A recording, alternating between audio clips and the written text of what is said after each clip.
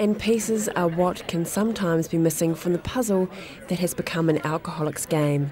But what can we do if a loved one doesn't want to end the game? Well, alcoholics don't like being told they're alcoholics if they're drinking. They don't necessarily accept it. They deny they're an alcoholic.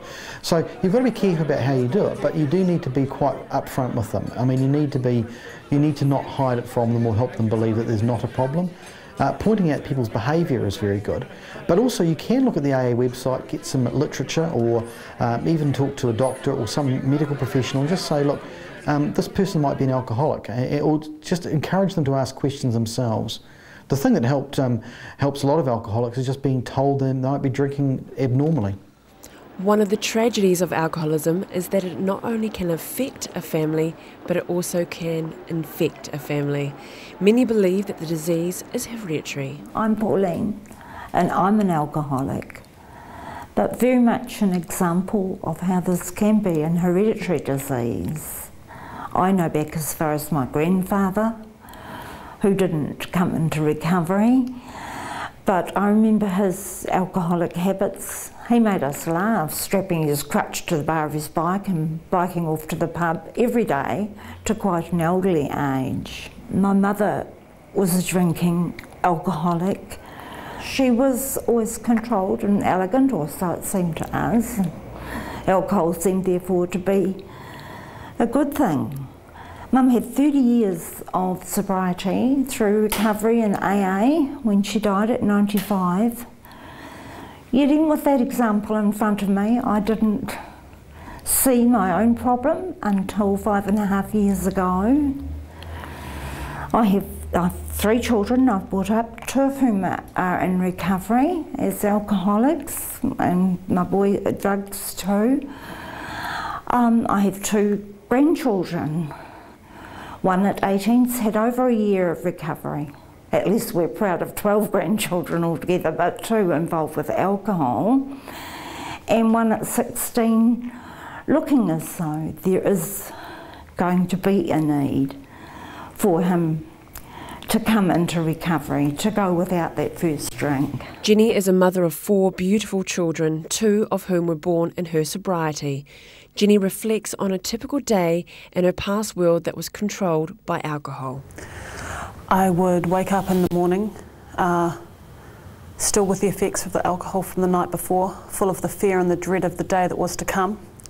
And to get through the morning, I would get my children ready for school. I would drive them down, probably still half cut from the night before. I would come home and clean the house manically until 12 o'clock. And then I would go down to the bottle store and buy enough alcohol to get me through till 3 o'clock, knowing that if I bought more, I would drink more. Come home, drink, keep tidying.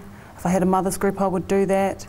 And then at 3 o'clock, I would go down to the school. I would pick my children up. I would buy more alcohol. And then the same thing would happen again at 5 o'clock. I would have trouble hiding the bottles around the house. I would forget where I'd left my alcohol. My most intense dread was that my husband would find the bottles hid, and eventually that did happen.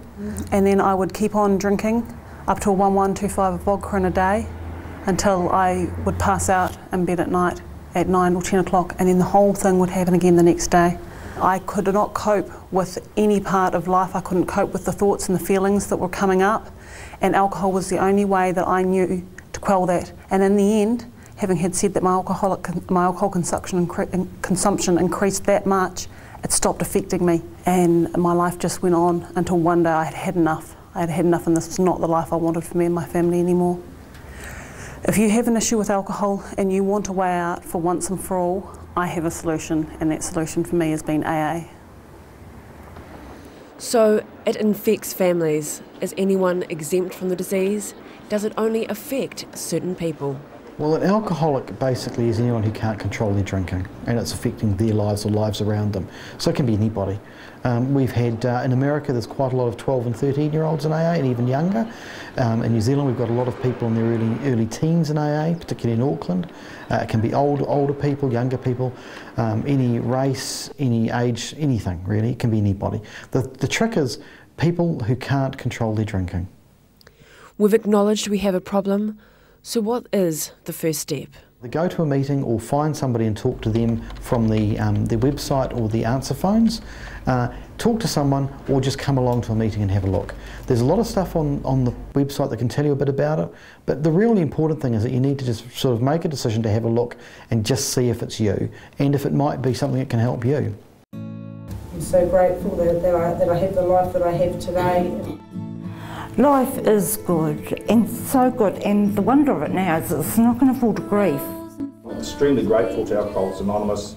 God, grace is to accept the things I cannot change, courage to change the things I can, and the wisdom to know the difference.